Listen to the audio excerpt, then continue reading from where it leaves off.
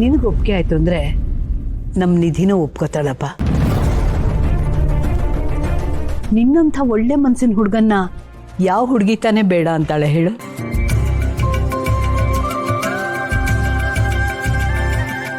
ಅಜ್ಜಿ, ನಿಧಿಯವ್ರ ಮನಸ್ಸಲ್ಲಿ ಏನಿದೆ ಅಂತ ಕೇಳಲೇ ಇಲ್ಲ. ಇದಕ್ಕಿದ್ದಾಗೆ ಈ ನಿರ್ಧಾರ ತಗೊಂಡ್ರೆ ಹೇಗೆ?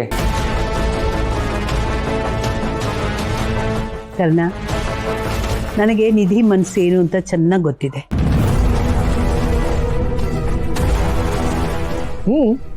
ಹಾಗಾದ್ರೆ ಮದುವೆ ಡೇಟ್ನ ಫಿಕ್ಸ್ ಮಾಡೋಣ, ತಡ ಮಾಡೋದು ಬೇಡ.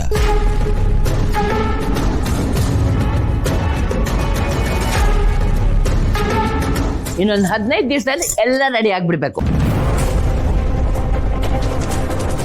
ನಮ್ಮ ಮನೆ ಸೊಸೆನ ಅಲ್ಲಲ್ಲ, ನಮ್ಮ ಮನೆ ಮಗಳನ್ನ ಕರ್ಕೊಂಡೇ ಹೋಗ್ತೀವಿ. ಏನಜ್ಜು?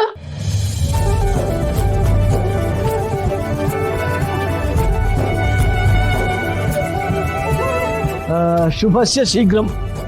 ನಾನು ಈಗಲೇ ಪುರೋಹಿತರನ್ನ ಕರೆಸಿ ಮದುವೆ ಡೇಟ್ನ ಫಿಕ್ಸ್ ಮಾಡೋಣ. ಅಂಕಲ್, 1 ನಿಮಿಷ.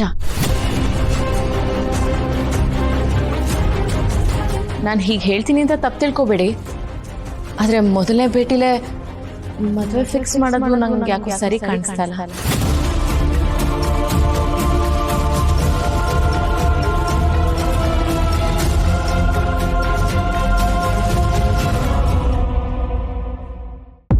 ಕರೆಕ್ಟ್, ನಾನು ಇದನ್ನೇ ಹೇಳ್ತಾ ಇರೋದು.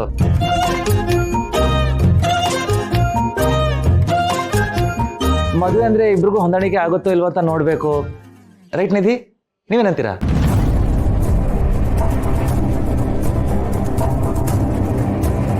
ಹಾಂ, ನನಗೂ ಸ್ವಲ್ಪ ಟೈಮ್ ಬೇಕು. ಇಷ್ಟು ಬೇಗ ನಿರ್ಧಾರ ಹೇಳೋದು ಸ್ವಲ್ಪ ಕಷ್ಟ.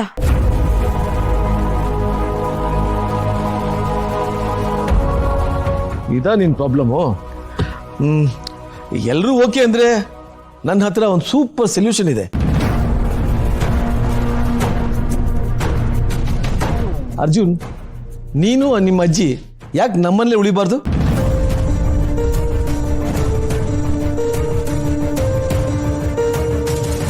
ಯಾಕೆಂದ್ರೆ ನಿಧಿಗೆ ನಿನಗೆ ಒಬ್ಬರನ್ನೊಬ್ಬರು ಅರ್ಥ ಮಾಡ್ಕೊಳ್ಳೋದಕ್ಕೆ ಸ್ವಲ್ಪ ಸಮಯ ಸಿಕ್ಕಂಗಾಗತ್ತೆ. That's okay uncle. ಮನೇಲಿ ಉಳ್ಕೊಳ್ಳೋದು ಚೆನ್ನಾಗಿ ಕಾಣಿಸೋದಿಲ್ಲ. ನಾವು ಆಲ್ರೆಡಿ ಹೋಟ್ಲಲ್ಲಿ ರೂಮ್ ಬುಕ್ ಮಾಡಿದ್ದೀವಿ, ಬಂದು ಹೋಗೋದು ಮಾಡ್ತಾ ಇರ್ತೀವಿ.